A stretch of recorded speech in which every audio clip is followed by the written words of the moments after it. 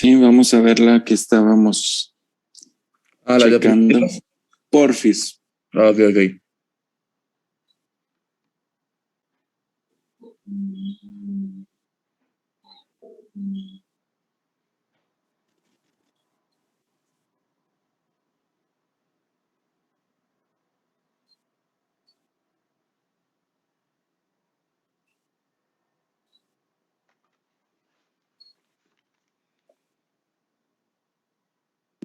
Ahí ya se ven las diapositivas.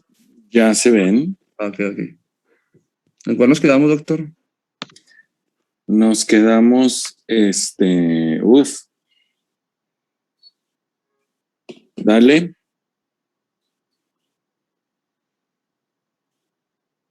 No, antes.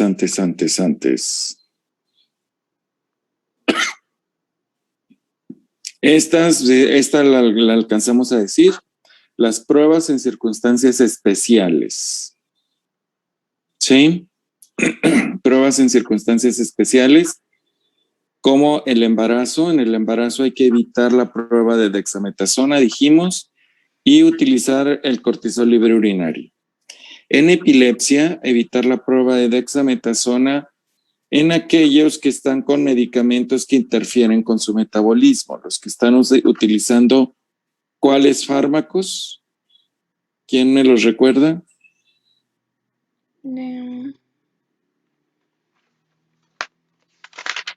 ¿Los qué, doctor? No se amontonen. ¿Qué fármacos son los que interfieren en el metabolismo de Epilépticos? El fenobarbital. fenobarbital, carbamazepina y sus derivados? Fenitoína y primidona, ¿verdad? En epilepsia. Entonces, todos esos producen alteración en el metabolismo de la cortisona a nivel hepático. En falla renal, ahí sí no usamos el cortisol libre urinario y es preferida la prueba de supresión con dexametasona, 1 miligramo. ¿Ok? En el Cushing cíclico, si estamos sospechando de un Cushing cíclico, es preferible utilizar el cortisol salival de medianoche o el cortisol libre urinario. Y en el caso de que haya un evento de un incidentaloma adrenal, entonces utilizar mejor la prueba de supresión de dexametasona, al igual que en falla renal, mejor que el cortisol libre en orina de 24 horas. ¿Ok? La siguiente. Entonces, ¿cómo vamos a manejar un paciente que ya tenemos como diagnosticado como Cushing? ¿Sí? La primera línea de pruebas que se hacen son para establecer que se encuentra el paciente cursando con síndrome de Cushing. O sea que es un problema endógeno. Habíamos dicho un exógeno, que son los corticoides ingeridos, es el iatrogénico, y el endógeno, por alteración del metabolismo de la cortisona, ya sea a nivel primario o a nivel hipofisario. Entonces, las pruebas que vimos son para hacer diagnóstico de Cushing, que es lo que vamos a hacer ahora. Ya tenemos diagnóstico de Cushing. Vámonos a la siguiente. Perdón. Ay, Dios. La siguiente nos dice, el siguiente paso es la medición de ACTH.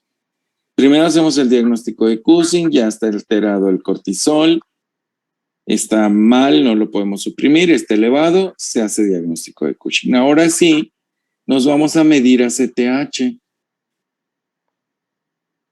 Si ACTH se encuentra suprimida, entonces nos está indicando que el problema es no dependiente de ACTH. Y entonces tenemos que proceder a realizar estudios de imagen de suprarrenales. ¿Estamos? ¿Sí se comprende eso? ¿Sí? Sí, doctor. ¿No hay dudas? Ok. Si el ACTH está normal o está elevada, puede tratarse de algunas otras situaciones. Uno, el más común es que sea un tumor hipofisario productor de ACTH, un adenoma pituitario, y que estemos ante una enfermedad de Cushing. Más rara es que haya una producción ectópica de ACTH y muy raro que haya una producción ectópica de CRH. Todas esas posibilidades pueden existir. De todas, la más común es el adenoma hipofisario, ¿sí? Cuando hay ACTH normal o elevada. ¿Estamos? Son dos posibilidades. Hacemos primero, el primer paso es hacer el diagnóstico. Detectamos que está con hipercortisolismo. Entonces, el siguiente paso es, vamos a medir ACTH sérica. ¿Ok? Vámonos a la siguiente. Y la ACTH sérica nos dice baja o alta. Baja es un independiente de ACTH y el problema está a nivel suprarrenal. ACTH normal o alta es un dependiente de ACTH y entonces vamos a buscar en hipófisis, y si hipófisis está bien, pues entonces vamos a ver si es en hipotálamo o extra sistema nervioso central.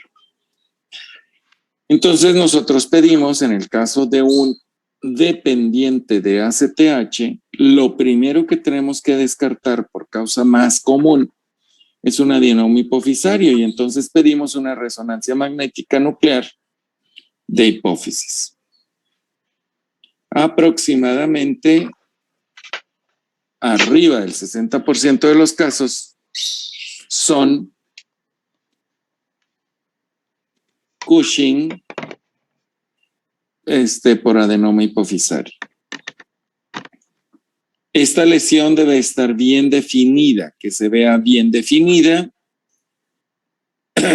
porque las lesiones pequeñas, muy pequeñas, pueden ser incidentalomas hipofisarios, no funcionales. ¿Sí?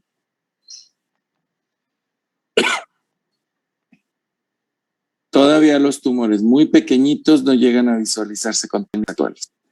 Pero hay que tener en cuenta que para pensar en que es un adenoma hipofisario, tiene que ser un tumor cerca de 1 centímetro, de 10 milímetros, bien definido, de paredes bien definidas.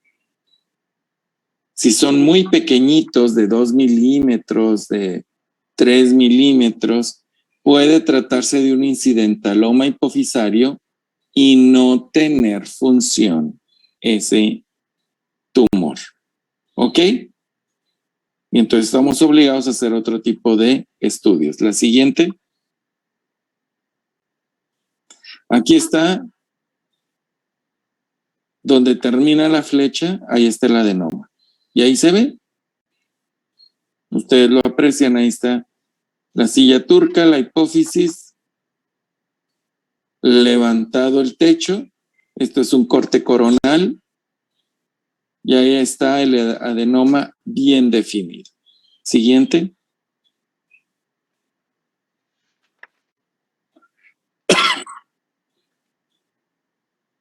Si se tiene duda, cuando los resultados de imagen y bioquímicos son discordantes o equívocos, entonces hay que realizar toma de muestra del seno petroso inferior bilateral.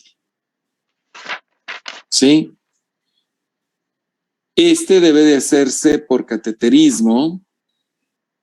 Se cateteriza la yugular y de ahí se pasa un catéter hasta el seno venoso petroso inferior. Tiene que hacerse en hospital, con fluorangiografía, o sea, con radiografía, porque es en tiempo real. Entonces debe ser realizado con el paciente hospitalizado en centros de alta especialidad. Se acceden los senos petrosos inferiores y se obtienen muestras de sangre basal de cada uno de los senos petrosos para medir ACTH. Entonces se toma una muestra basal de sangre para medir ACTH.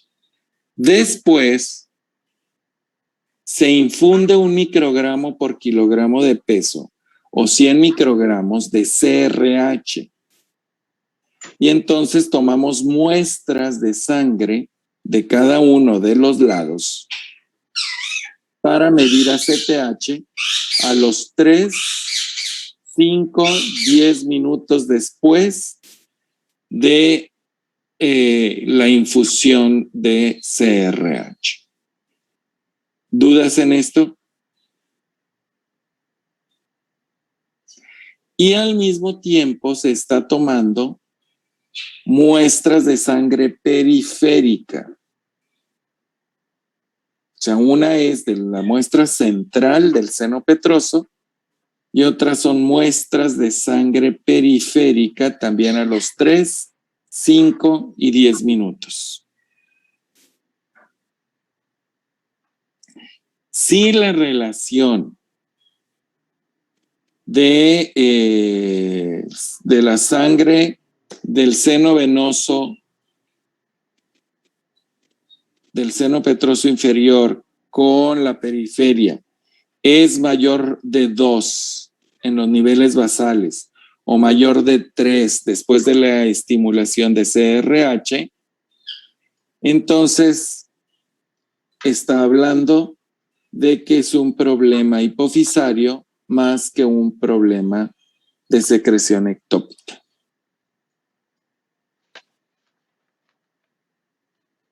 Y la relación entre ambos senos petrosos es para ver de qué lado está localizado el adenoma. ¿Ok? Vámonos a la siguiente. ¿Dudas con eso? Porque esa prueba sí está difícil y se tiene que interpretar así. ¿Cuál es la relación, doctor? Mayor de 2 en valor basal de muestra de seno petroso a muestra periférica. O mayor de 3 de muestra de seno petroso a periférica después de la estimulación. Ahí nos habla de que es un problema hipofisario. Si no cumple esta relación, entonces estamos obligados a buscar secreción ectópica de ACTH o de CRH. Doctor, si es muy común realizar esa prueba. No es muy común porque es exageradamente raro un Cushing ectópico.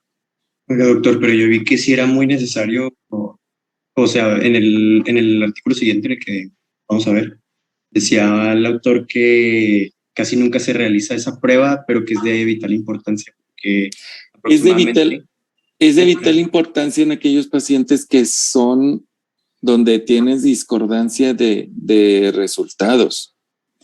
Fíjate, yo recuerdo el caso de una paciente que me llegó por diabetes de difícil control. Una mujer tenía 39 años de edad, de Monclova, y la trajo una tía, la llevó a la consulta una tía, porque manejaba sus glucemias arriba de 400, a pesar de estar con múltiples fármacos y a pesar de recibir también insulina. Pero el momento en que llegó, pues la paciente físicamente tenía muchos datos de Cushing y de androgenismo. Entonces, pues yo le pregunté que si había tomado o si estaba tomando algún medicamento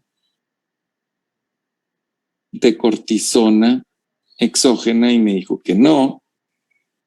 Le pregunté si tenía alguna fotografía de algunos 10 o 15 años antes.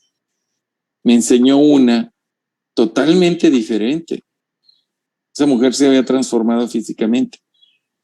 Hicimos la prueba y las pruebas de cortisol salieron muy altas. La mujer se tenía que regresar a Monclova y la mandé con resumen porque esa mujer tenía un Cushing. Pero había que buscarle cuál era el origen. Pues a través de la tía me entero de que no tenía problema en suprarrenales, no tenía problema en hipófisis, pero no le hicieron la prueba. Y era muy importante que le hicieran esa prueba de muestra de senos petrosos, nada más que en Monclova pues no se hace, en Torreón no se hace. O sea, debería de hacerse a lo mejor en la 71, que es por cateterismo con los hemodinamistas para hacer. Esa es la situación más difícil, nada más, y más riesgosa, la canalización de la yugular para pasar el catéter. Entonces ahí sí, Ángel, pues es la traba mayor. Pero en la 71 no he sabido yo de alguien que la haga. En Monterrey sí. Entonces a esta paciente la mandaron a Monterrey, pero falleció allá. Muy seguramente esta señora tenía un carcinoma con una producción ectópica de ACTH o CRH. Y precisamente por su Cushing, la glucemia estaba muy descontrolada. Entonces, ella acudió nada más por la glucosa. Y traía muchos datos muy diferentes. Son casos rarísimos. O sea, no es común esto. A menos que trabajes en un centro de acopio de pacientes. Pero sí, son pruebas muy interesantes, Ángel. Y esa es la más fina para cuando no hay problema suprarrenal y la imagen, la resonancia, no te revela un tumor bien establecido en hipófisis. Y es la prueba estándar de oro para saber si es ectópico o hipofisario. O central, pues. Sí, pero sí es la ideal. Ahora, una vez que ya, ¿y por qué tenemos que hacer el diagnóstico? Pues porque se tiene que tratar. ¿Y por qué se tiene que tratar? Porque la mortalidad en pacientes con Cushing no tratado es 4 veces más alta que aquellas personas que son de la misma edad y sexo. ¿Sí? Porque tienen o producen enfermedad cardiovascular y metabólica, la cual contribuye a incrementar la morbimortalidad del paciente. Porque produce osteoporosis importante, síndrome metabólico, hipercoagulabilidad, favorece la aparición de infartos al miocardio, infartos cerebrales, etcétera. Y porque produce también, favorece las complicaciones infecciosas. Infecciones oportunistas. Les comento, tuve una paciente, hermana de un médico, igual, con todas las características físicas de un Cushing, pero yo creo que ella era un Cushing cíclico, porque detectamos sí cierta alteración, no franca, pero la paciente estaba muy grave cuando la vi y era un problema, hizo un proceso de pancreatitis viral y tenía además una aspergilosis pulmonar, esta paciente. Entonces salió adelante de la pancreatitis viral y después dimos tratamiento para la aspergilosis porque estaba bastante mal. Y aunque hicimos pruebas antes de iniciar el tratamiento de la aspergilosis, era muy importante iniciar el antimicótico, salió con pruebas no tan concluyentes.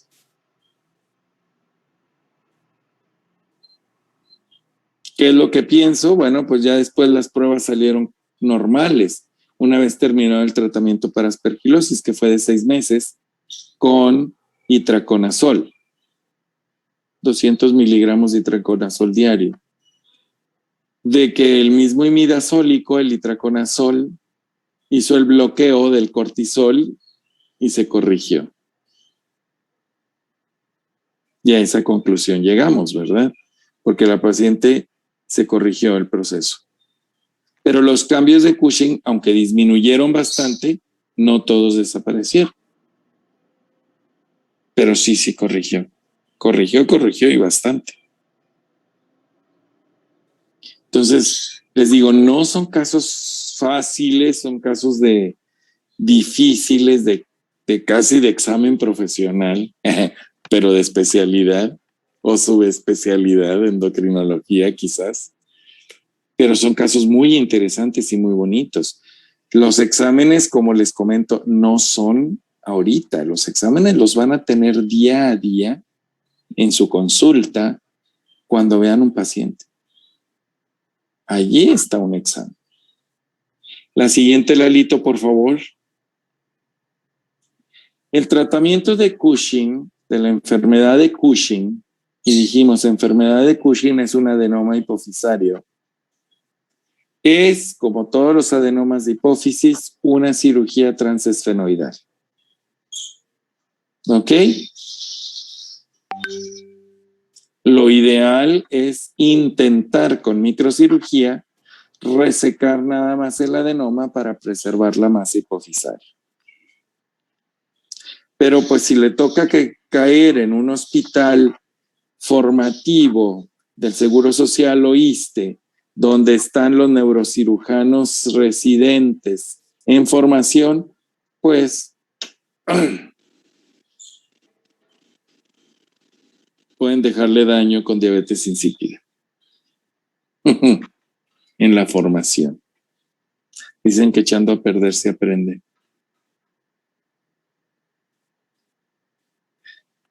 Bien.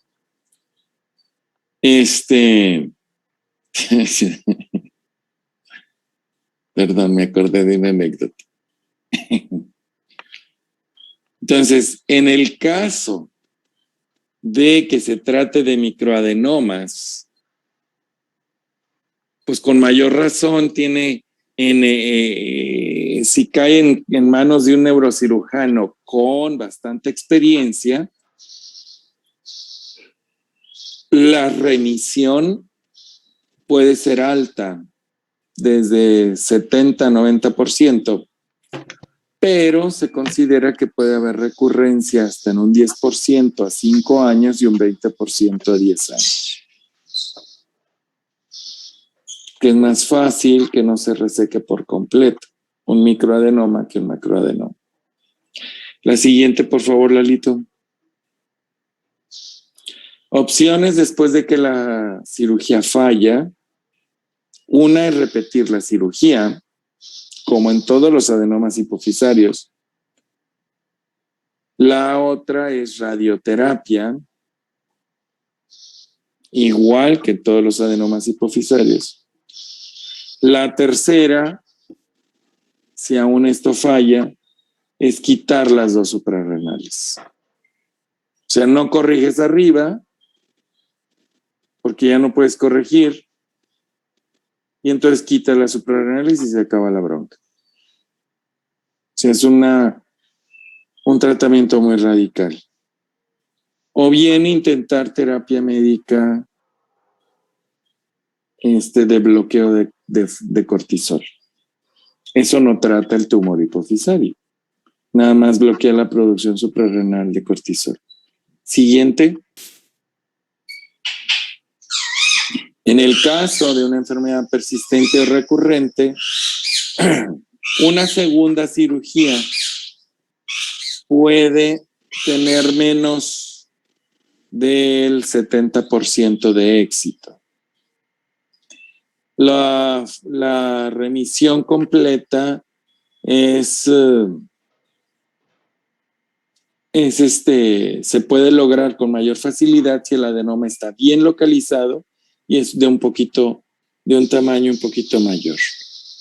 El riesgo de panhipopituitarismo, sobre todo, se presenta en el caso de que hagan una hipofisectomía total, si esta es requerida.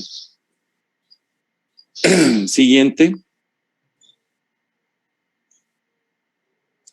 La radiación se hace ya sea con una radiocirugía esterotáctica.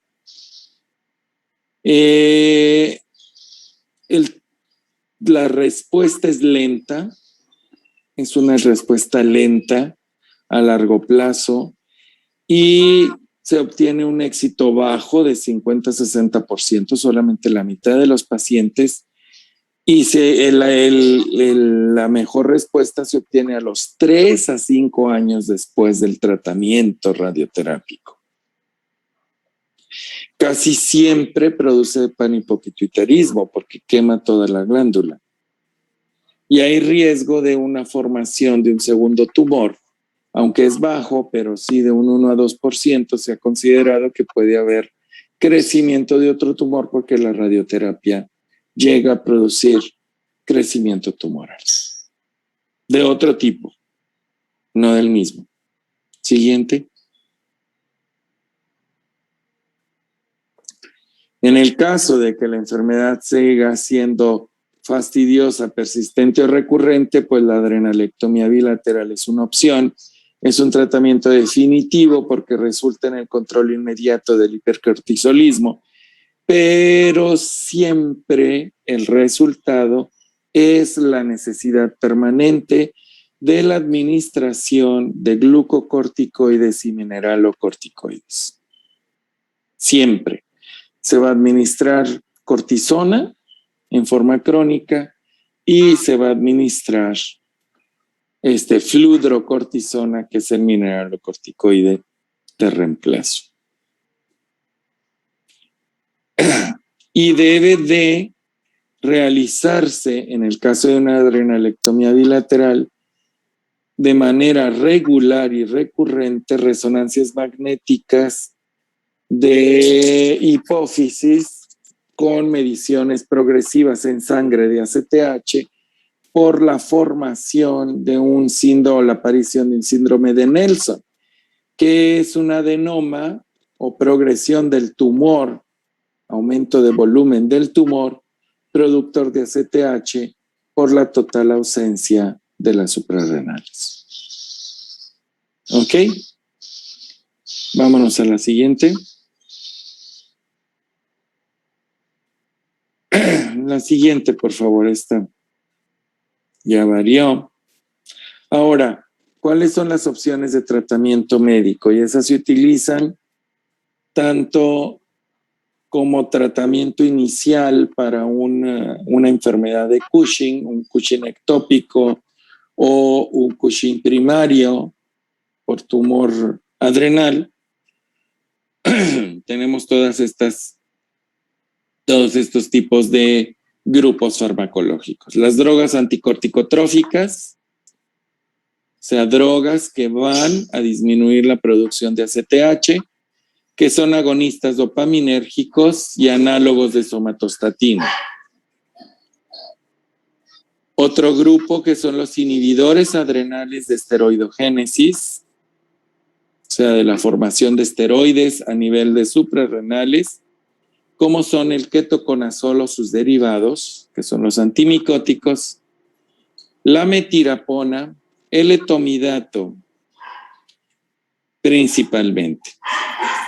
Tercer grupo, que son los agentes adrenolíticos, que son destructores o degradadores de suprarrenales, como el mitotane. Este tiene una indicación muy especial solamente. O los antagonistas directos del receptor de glucocorticoides a nivel de tejido periférico, como el mifepristón. Estos 4 grupos farmacológicos son los que tenemos a la mano para poder utilizar.